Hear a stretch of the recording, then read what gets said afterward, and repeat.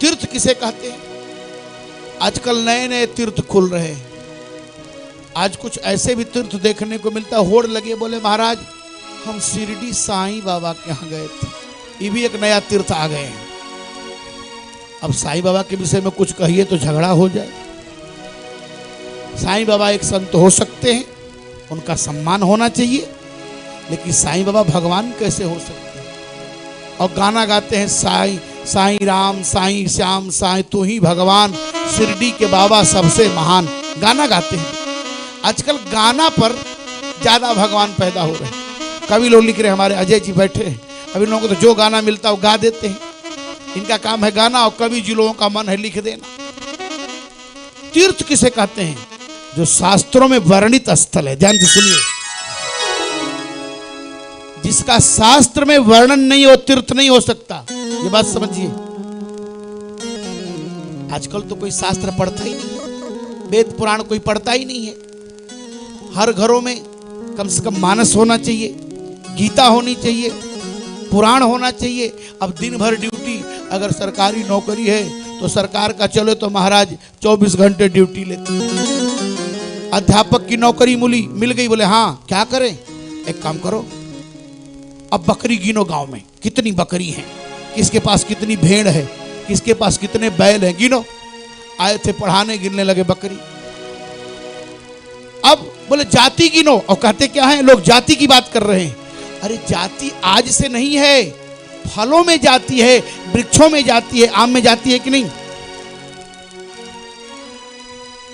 जमुन आम में जाती है, मालदह, सीपिया, तमाम तरह के बहुत सारे हैं, है ना, खाते हैं आम, देखते हैं। आम में जाती है, फलों में जाती है, वृक्षों में जाती है, पशुओं में जाती है, गाय में जाती है, भैंस में जाती है। जाति तो अनादिकाल से है, लेकिन जातिगत गणना नहीं होती थी। लेकिन अब लोग क्या कहते हैं, बोले जातिगत गणना कराओ, जरा देखें हम क्या यहाँ का स्थिति है। और कहते क्या है, बोले धर्माचार्य लोग जाति बाती में समाज को बांट रहे हैं। बांट तो तुम रहे हो, धर्माचार्य क्यों बांटे? बांटने का काम तो तुम्हारा है। सूत जी ने कथा सुनाई, सूत जी तो ब्राह्मण नहीं थे, कथा सुनाई, सबने सुना, बड़े बड़े ऋषियों ने सुना। सबरी माता कौन थी? राम जी कौन थे? बिल्ल निषाद राज कौन थे? भगवान सबके प्रिय हैं। भगवान की कथा में जो आए सबका आदर है। कथा में और यज्ञ में यही अंतर है।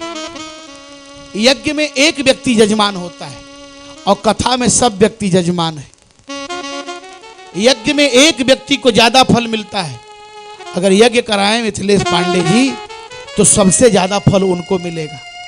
लेकिन इस यज्ञ में जितने लोग बैठे हैं सबको फल बराबर मिलेगा। इसका नाम ज्ञान यज्ञ है। अगर पीछे जो बैठा है उसको भी वही फल मिलेगा जो मंच के सामने बैठे हो। ये ज्ञान यज्ञ है। इसीलिए कहा गया कि श्रीमद् भागवतः लापः सतु गीता सुखादिभिः। ये ज्ञान यज्ञ है श्रीमद् भागवत की कथा, और इस ज्ञान यज्ञ का सभी अधिकारी